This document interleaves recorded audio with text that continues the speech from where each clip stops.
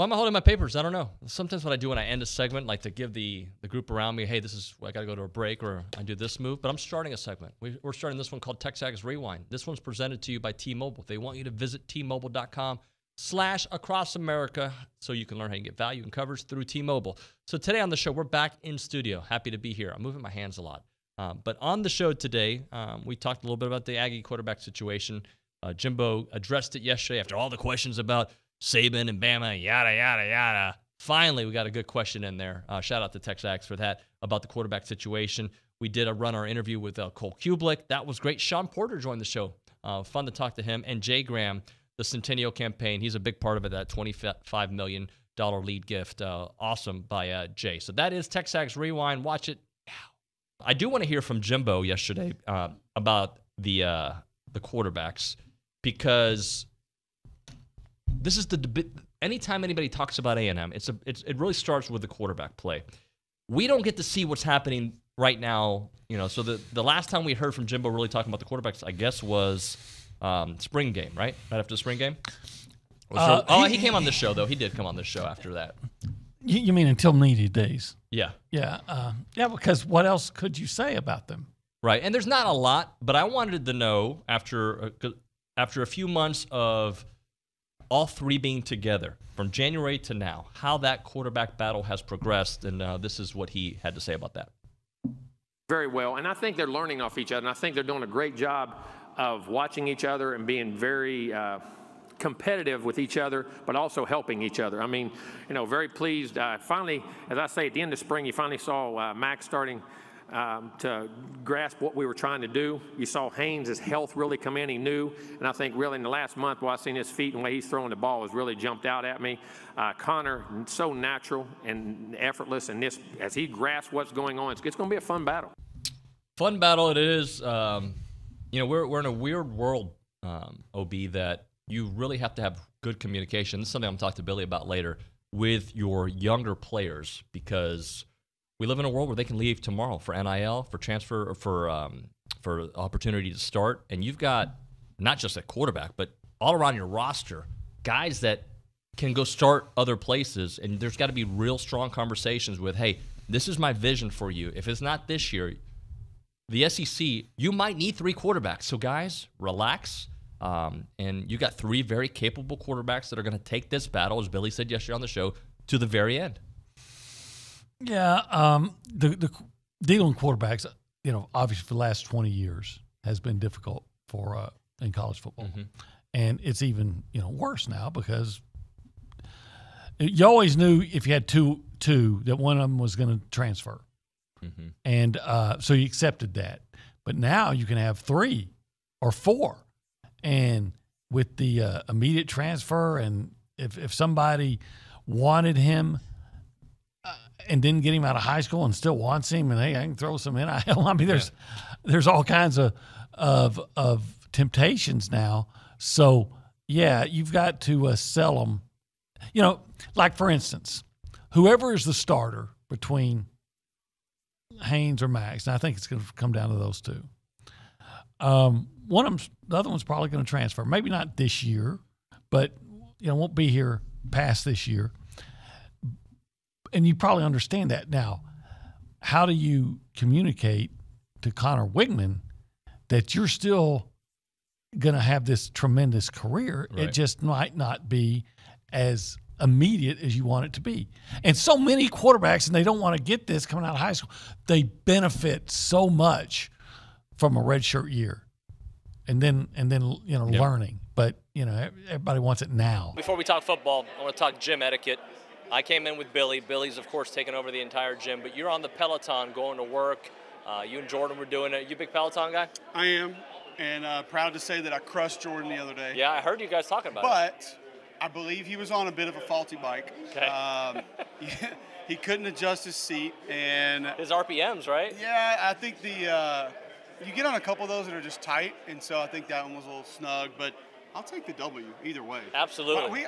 You're in there wearing Jordan 1s to work out, and not Jordan 1s from a decade ago, like clean J's. Yeah. And I'm sitting there thinking, man, he's got it like that, or he's just burning up J's in the gym? Well, so I had a friend who was like a vice president with Jordan, sent me those and so I wear them. But you taught me a little trick. When you get to a town, go to the store, get your little $9 shoes. You can have good shoes, and you can have your workout shoes. Throwaways. Yeah. We call them throwaways. Throwaways. There we go. There you go. So your unscientific poll that you had on Twitter the other day, who's the third team in the SEC? What was the overwhelming consensus? Tennessee is getting the most votes. Yeah. I'm surprised but not surprised. It's an easy team from a distance to kind of fall in love with, I guess. I'm not as high on Tennessee as everybody else is. The kid that produces my radio thinks they're going to win 10 games.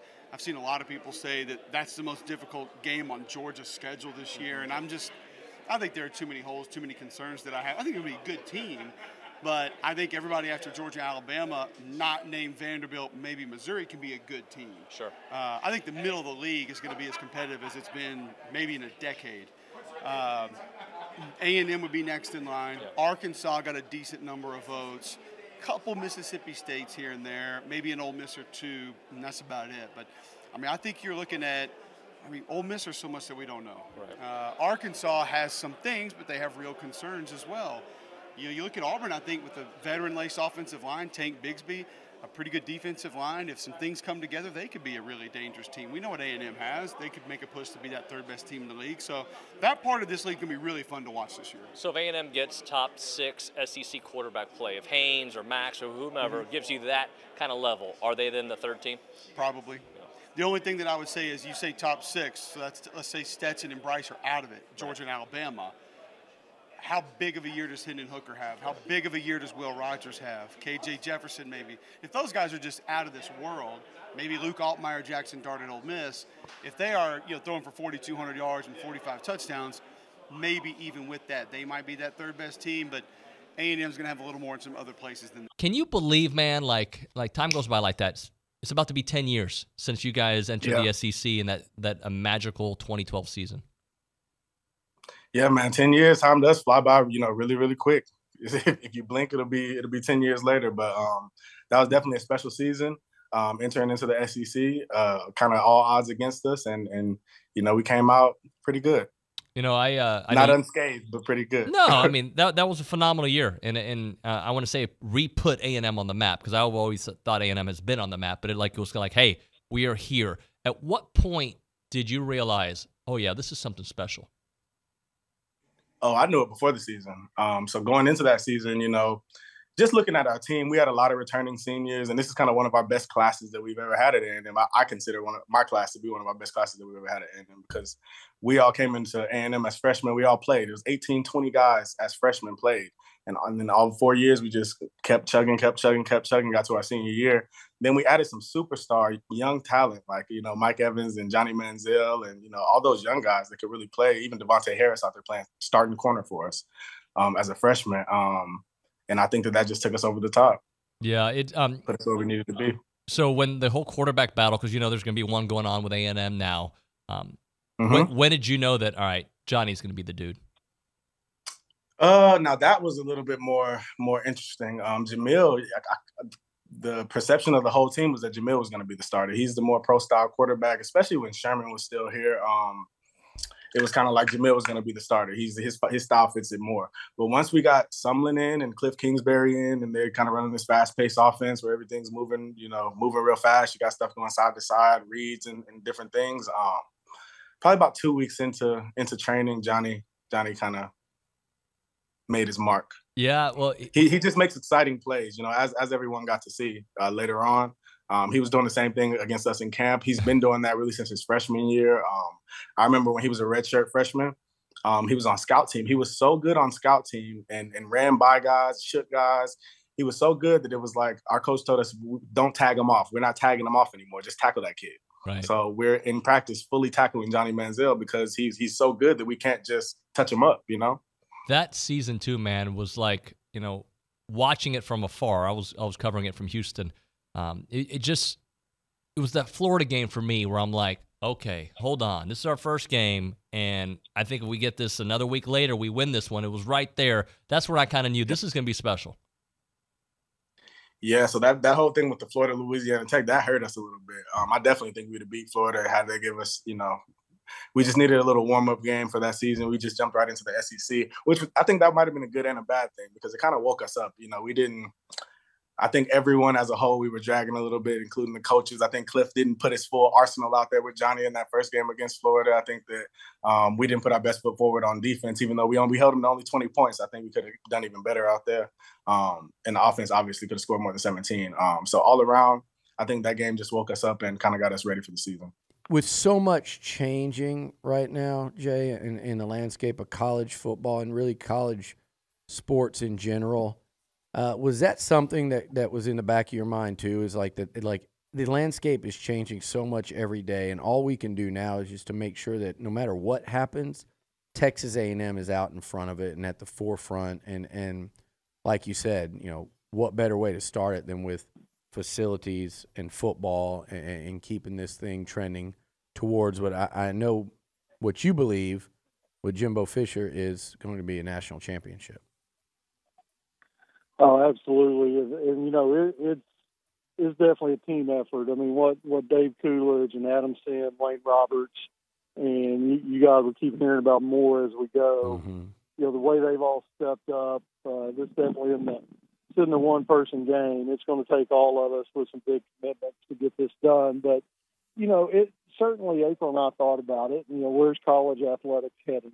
I think there will always be college football. It's just too big of a machine to, you know, but what will it look like? And I know you and David have this discussion all the time. What will it look like? And I have no idea. Yeah. And, you know, and I debated, you know, do you put this money into NIL or do you put it into facilities? And, you know, I really do think NIL will be, at some point, it will be controlled and it will average out.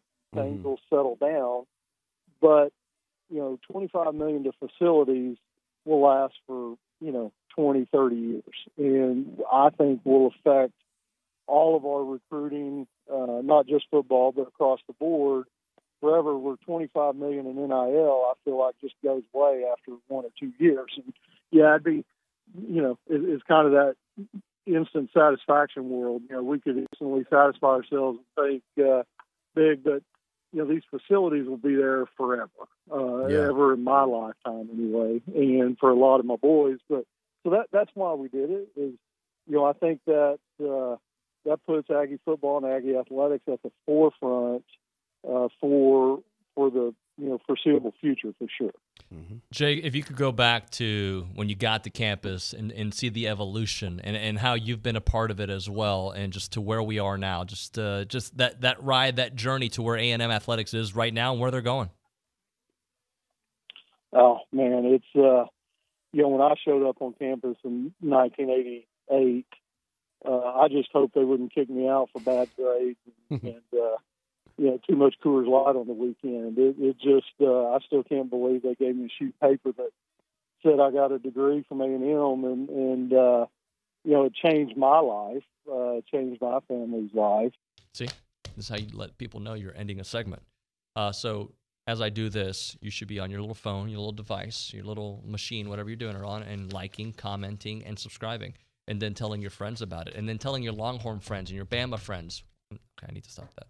To get upset about this video so the algorithm goes up. All right? Do that for us. We'll see you next time.